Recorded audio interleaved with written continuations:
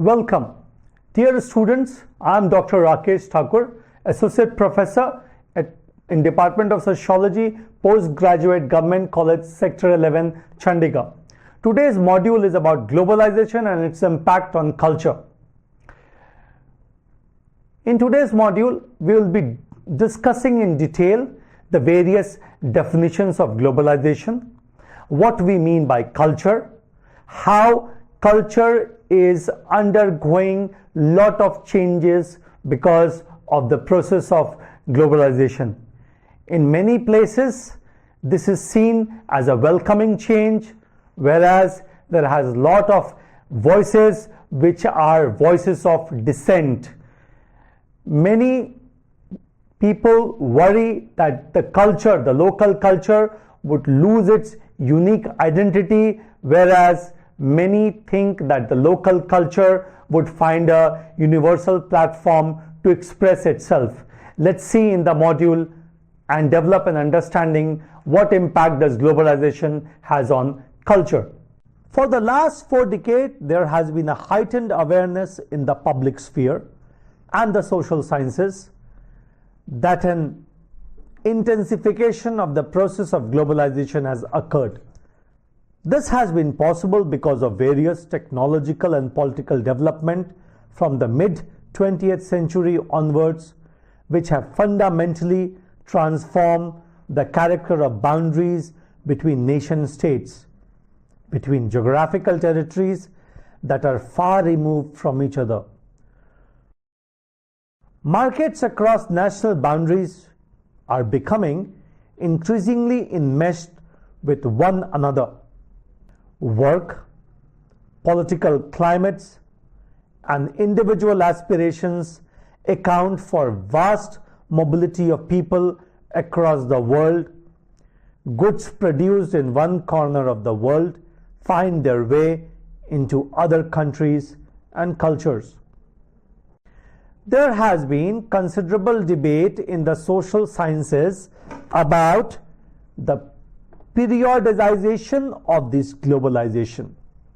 While it is associated with the technological explosion enabling connections of people, commodities, and spaces that are geographically and culturally separated, interconnections between separate territories defined politically or geographically have existed for as long as 500 years ago. Maritime trade routes, expansions of the colonies in the 19th century, the emergence of capitalism and its spread, the work of missionaries in the tropic, etc. All these point to the interconnection between people, ideas, and culture from far off places. We are looking in this module at conceptual categories and theoretical strands that had emerged in the context to make sense of the impact of globalization on culture and their limitation. I am discussing what happens to people and culture practices of region when these boundaries between places or politically defined regions become flimsy. Within the discussion about globalization of culture, culture is being talked about more in particular context, example, the media, than the agrarian practices. So we see that globalization permeates one and all. It is not specific, it is not centric. Let's understand globalization and culture and its background. Why I am discussing this? Because there is a debate about dissolving boundaries and the possibility of an undermined status of nation state, which has become a matter of central concern to find out what happens to the distinct cultural practices, belief system, art form, languages, and ways of life of people of certain nation or of region within the nation state. While culture is transmitted historically from one generation to the next, it is also transmitted across geographical boundaries. Now, this is what we are questioning. This is one of the central concerns of the debate within contemporary sociology and social anthropology. In the 19th century, forces of capitalism and proselytizing project of the Christian missionary built connection between different regions of the world. But these links predominantly existed between limited geographical political entities, primarily the colonies with the colonizing countries. The impact of globalization on culture is entangled with the economic and political transformation that have been happening. This is not to imply a traditional Marxist assertion that economic factors necessarily determines all changes in culture. In recent years, there has been a considerable discussion about a disjuncture in flows of capital and cultural flows. Foremost is the need to understand what is implied by culture. In order to understand the discussion on globalization of culture, a predominant understanding of culture in social anthropology has been that of a coherent whole, a totality. This imagination transposes the contours of culture or culture identity onto spatially bounded context. In short, cultures are thought to be distinctive to a community or people or a certain geographically or politically defined region. Let's understand the debate about the universal and particular culture. Sociologically speaking, the concern with the impact of globalization on culture has raised crucial questions about the process of globalization, as also the concept of the world or the globe as a reservoir of culture.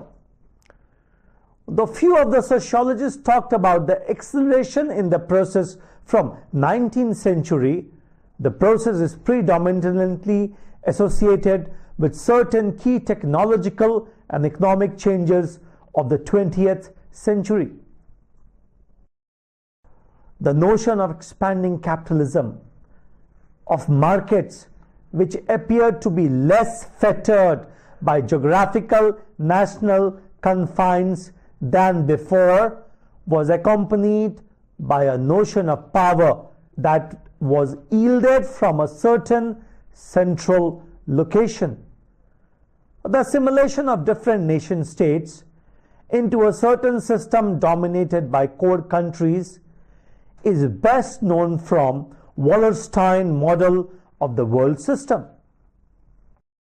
Other imagination of the global world order also carried with them the conviction that a certain nation state, and I'm talking about the United States of America, the USA, dominated the world order. By interference, it was believed by certain sociologists that the American culture would also become the predominant global culture. This is best expressed in Ridger's concept of McDonaldization, where not just the chain of the McDonald's, but the burger, which is the hallmark of a certain culture, encroaches upon other geographical space. The concept of network society by Manuel Castle has been central to an understanding of globalization as an ongoing process. In the age of information technology, Castle wrote about the centrality of networks between firms in different businesses, political enterprises, etc., which connect to achieve their ends.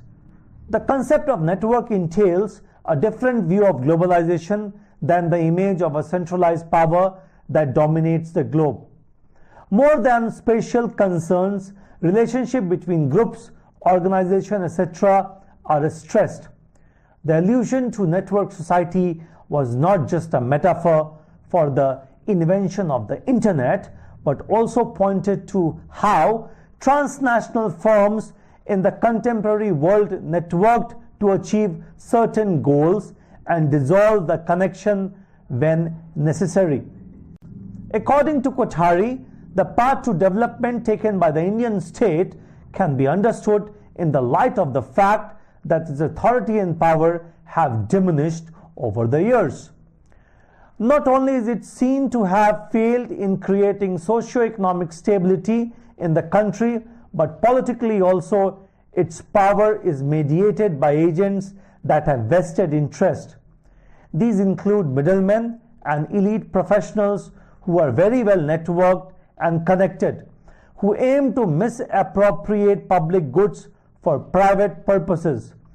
Whereas, at the time of independence and a few decades hence, the state was seen as an instrument that would transform India and make it economically self-reliant and socially and politically stable.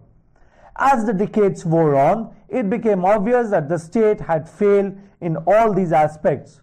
Moreover, there was a realization that there would be greater benefit if the states were to play a lesser role in these respects and began to be perceived as an agent of technological modernization, which would help India catch up with developed world and a force to reckon with on the international stage. Basic needs such as education and health were sidelined, and modern technology in agriculture, infrastructure and defense were some of the sector that benefited in this new perception of the state. A predominant concept in contemporary sociology is that of culture as something which flows. Though the conceptualization about the fluidity of culture has existed as early as the 1990s, it continues to have relevance. This too, like the concept of network, is a move away from the primary structural concern about globalization. Appadurai painted a vivid picture of a world in flux with people, capital, money, media, technology, and images constantly circulating without being controlled by any single center of power. In recent years, the concept of transnational network or transnational connection have come to be crucial to the debate about globalization of culture. It refers to an age in which people, culture, and media are constantly crossing border, and it shuns the notion of culture bounded by nation. In the debate about how the disappearance of borders are changing culture, people are a central concern. Without the human carriers of culture, an abstract discussion about standardization or creolization would be meaningless. To revert to an earlier point, culture implies several things. Predominantly, the sociological, anthropological discussion about globalization of culture tends to stress upon the impact on media and popular culture, or on the ubiquities of finding a cultural item of foreign origin at home. Example, a Vietnamese dumpling in Burkina Faso, or a Turkish TV show in a South Asian country. But culture is as much in the everyday practices that are routine to us, in the food that we consume, the language we speak, the religion that is practiced, and sometime in an occupation that is practiced generation after generation. Whether traveling or stationary, people are tied up with culture. One of the central questions that is asked is, how does globalization of culture affect society at the micro level? Are the everyday lives of people changed by this process? Conversely, from a perspective close to that espoused by theorists of scapes, transnational connection and network, people or relationship can be seen as a conduit of culture. The economic or political connection between different regions imply the movement of people across borders. Those who settle down in other far-off places not just carry with them their language, belief, practices, taste, etc., but they must constantly adapt and negotiate with the way of life around them. For a second or third generation of immigrant, different concerns arise as they are more removed from their country of origin. Another category of people whose life are defined by these transnational network and flows are those who are foreign news correspondents or IT professionals. But the impact of transnational connections are not just felt by people who travel or children of diaspora. Food, language, religion are some of the most significant markers of cultural identity. All of these aspects have been transformed in the face of contact between different communities. The liberalization of the Indian economy in the 1990s intensified the process of globalization in India. The removal of tariff barriers to foreign investors opened up the world to certain sections of Indian through foreign media, commodities, etc. It also created new occupational group and is said to have created an urban Indian middle class that is distinct in its cultural consumption, cosmopolitanism, and is much written about. The everyday of those belonging to this middle class can be compared to their counterparts in other nation states. At the same time, their everyday lives are inflected with distinct regional values and practices. A discussion about globalization and culture has to take into account the impact of globalization on this new ruling elite class. The existence of diasporic community raises debate about the consequences of contact between diverse culture. The question about the possible co-option of diverse culture into hegemonic culture or the emergence of creolized culture are crucial in the contemporary context when people from different cultures have migrated and have settled for generations in another nation, presumably defined by their different cultural identity than that of their own. We now would try and understand how economic liberalization and the Indian middle class have been affected by the process of globalization. The lifestyle of this middle class in different regions of India is characterized by certain predominant practices and values. Example, the importance given to education, consumption of certain kinds of media and electronic good. This is not to say that the globalization of the Indian economy necessarily leads to upward mobility and a cosmopolitan lifestyle with an increase in consumption of foreign product. Whereas certain works point to creation of new category of professionals, others argue that those pockets of India tend to be ignored in which a strata of people have experienced downward mobility. It is going to be 25 years of the liberalization of the Indian economy. The impact of the Indian economy opening to foreign investors continues to sculpt the everyday lives of certain sections of Indian till this date. Whereas the influence of foreign media through cable television is one of the most discussed effects of this liberalization, in fundamental ways, the economic liberalization has transformed our everyday lives. The liberalization of the Indian economy restructured the labor market, creating occupations and a specialization that had an effect on the lives of certain strata of the population.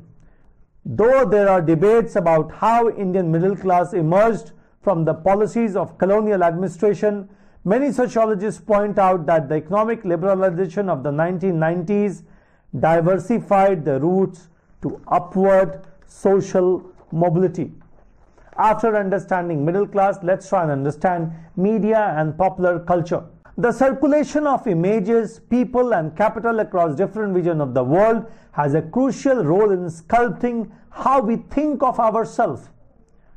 Though this is by no means as one-sided as the popular culture or media of one nation state predominating among the rest of the world, as the McDonaldization debate would imply. Our image of different regions of the world, moreover, our images of what we are, our aspiration and yardstick are to a certain extent influenced by these fluid images. This context lends itself well to the theories of culture industry by Adorno and Horkheimer of popular culture, paving the way to uncritical thinking and ultimately to fascism. The scene of media and popular culture has transformed considerably in the last year with the emergence of new social media.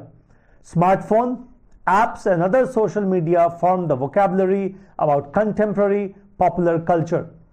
In the face of this transformation, the core periphery model appears to wobble a little, as does the discussion about cultural imperialism. It is evident now that popular culture generating from a particular center does not take long to percolate to other countries. People in the periphery, nation state, do not have to wait for years to watch the seasons of show like Homeland. In fact, television shows, film, etc. are often shot in several nations, making it difficult to categorize them by their context, that is, storylines.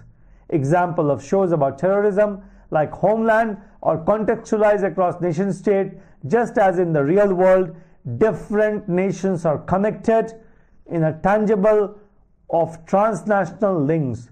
Consumers today are separated more by generational experience and social location than by nation states they are citizens of. These theories about cultural imperialism, standardization, creolization, and of transnational connection and flows are relevant to countries like India, where the media was primarily regulated by the state till the economic liberalization. Appadurai concept of media escape is one of the central concepts used to refer to the flow of media which does not necessarily follow the logic of the flow of the capital. The circulation of media defies the logic of centralized imperial media. Example, the popularity of Bollywood films in the foreign market, or the demand for Korean television shows in different parts of the world, challenging the nation of a hegemonic media culture. Allison, in a work on Japanese toy, raises the question that items of popular culture might not necessarily imply an interest in the nation state producing it. For example, the popularity of Japanese school in different countries might not indicate that there is interest in Japanese culture, but that Japan is thought of as a brand that produces kind of commodities or images. Though one can identify a global popular culture inundated with TV shows dubbed in hundreds of languages, advertisement that have recognizable format the world over, blogs that are known to people across the world, graphic novels that belong to a generation, etc. Much of the popular culture that surround us have regional variation. That a lot of these shows or images or narrative transcend the regional confines and are known or liked well by consumers from different countries does not make them any less global. Film and television are not necessarily instrument of nation-state propagating nationalist ideology. Local context or local variation continue to play a crucial role in popular culture. This is particularly important in the context of India from the 1990s. The history or culture of certain regions tend to belong to a mainstream national popular culture and others are marginalized. In today's module, we discuss culture in detail. We not only discuss culture in detail, but we also discussed the nature of globalization. How does it affect globalization? And within globalization and culture, we brought the human element as central to understanding the dynamics, the interplay between globalization and culture. The diasporic community is one which carries its culture across the 7 seas. Wherever it goes, looking for greener pasture, is set up its own cultural island. It tries to retain its native culture, but this is not a one-way process. We realized that how transnational communities are also coming into being.